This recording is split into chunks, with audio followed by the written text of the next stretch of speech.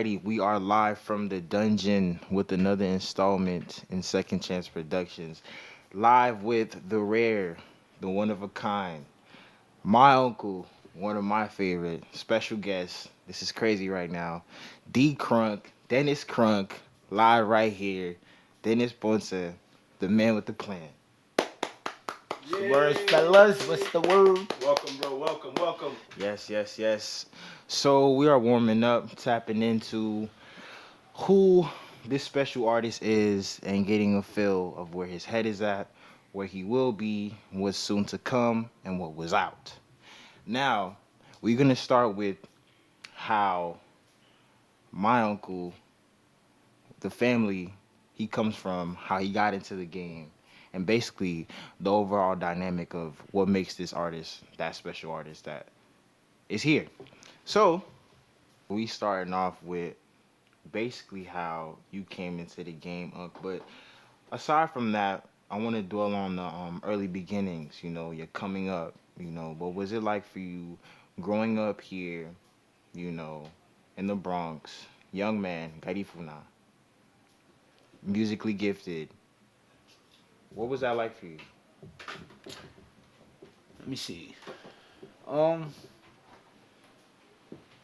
Shit. I mean, I can't really say it was like it was difficult or anything like that. Mm-hmm. I mean, being Garifo, not being in the Bronx, it was different for me because I was more involved with the Americans. Right. You know what I mean? Like I, of course, being Garifuna, but I went to school with all the Americans, so that was my group of people I used to chill with all the Mm-hmm. time.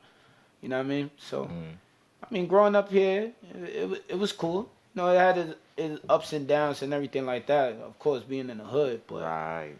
you know, for the most part, you know, Right. it was cool. Now, from your descendants, could you recall one of the first bands you ever heard, you know, as far as listening on wax? What was one of the first few bands that, you grew up listening to in the house? Or Mm. I'd say made you fall in love with Punta better yet. Yo, that's kind of difficult. It was a couple. It wasn't Right. just like one. What was pops and moms playing in the crib? Um, I heard a lot of like Sea Boys. Mm. Um, I know Sea Boy was kind of like that first one that I could say that I heard. Mm-hmm. Then every other ones came like a little bit after that, like you know the Grupo H's and stuff like Right. that. I started listening, but Right. for sure that I could remember, Mm-hmm. it was Sea Boys that I heard. Okay. And let me see, Ubo, Mm. Ubo International and regular Ubo.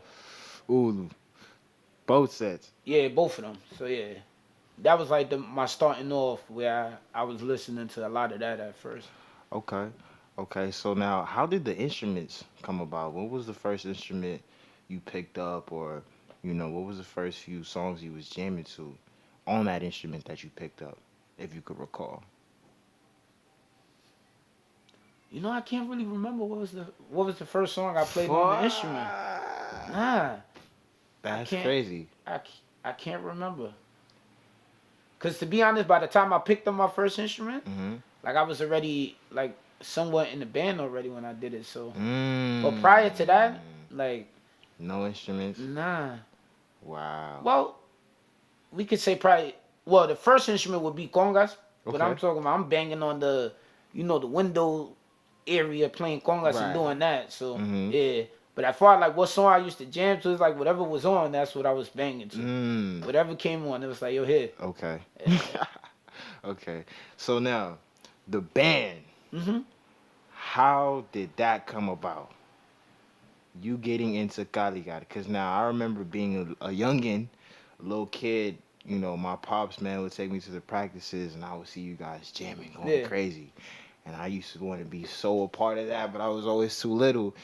But to see my uncles jamming out together, seeing that chemistry and that love was just amazing to see. So, how did you manage to swindle your way into the band? Well, I got into Cali. This was after the like Baby Bile album just was being released. Okay. So I got into that. Cultura y religión. Yeah. Okay. So I got in because of Renee, our cousin Renee, but your uncle Renee. I Okay. mean, shout out to him.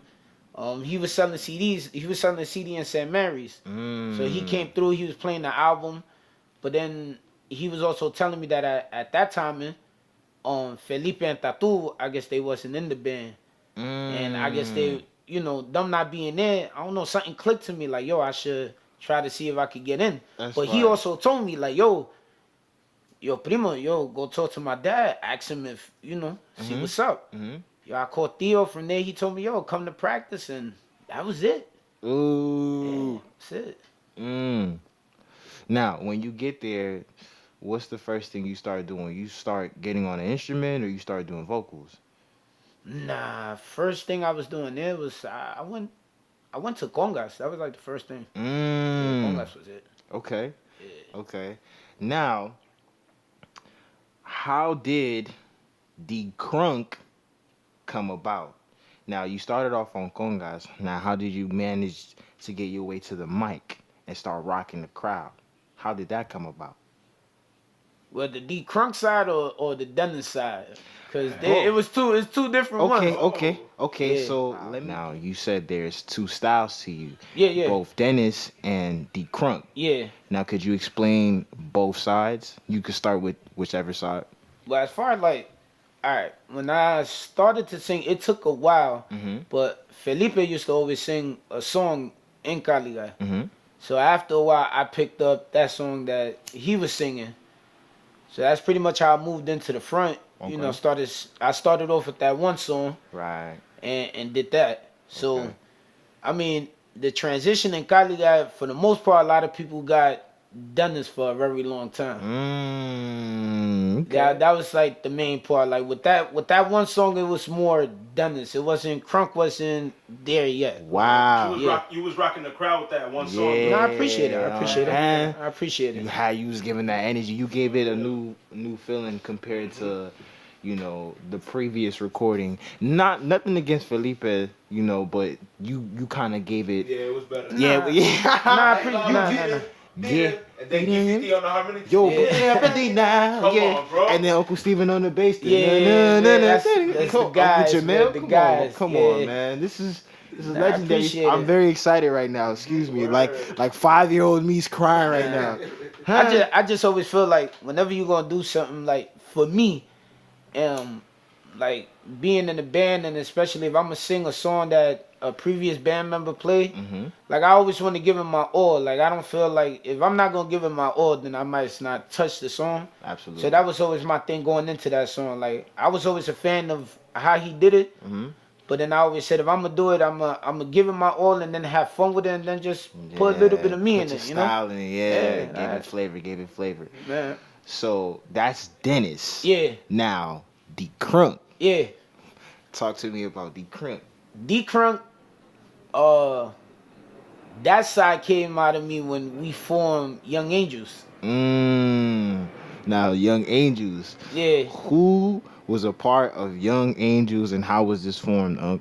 Alright, Young Angels, we was originally called Caligas Angel. The reason why we was called Caligas Angel, because there was a point in time where I think Caligas was going to go through that point of breaking up. And we didn't really want to go by Caligas Band. Like I felt, well, not I felt, but I guess just as a group decision, it was just more so like, we already the second generation. So to like come either like a third generation is kind of like, So yeah, so cousin Steve, well, Young P, you know what I mean? Shout out to P. Shout outs to Uncle P. Blup, blup, blup. He pretty much, was heavily involved in putting that together. Okay. You know what I mean? So we went from, the being called Caligas Angel and us not being received as Caligas Angels, we went to Young Angels. And then from there, I guess it's just more so having that freedom, being there, just doing whatever we wanted to do in the sense of just being more free. Right. From Creative. there, yeah, that's where the Crunk side just came in, and it was from there it was a wrap. Okay, how'd you get that name? My brother gave it to me. My brother Randy. Shout out to my brother Randy, Blup, blup, y'all. blup. Uncle Randy. Yeah, shout out to my bro. my brother gave me that. You know what I mean? And again, because he always knew it was always two sides of me. And it's you see Dennis is like the calm one, relaxed, and then you got Crunk is like that outgoing, just moving around and everything like that. So he pretty much gave me that name. He put it together. And, yo, we ran with it ever since. Okay. Yeah. Okay. The Crunk. 1, 2.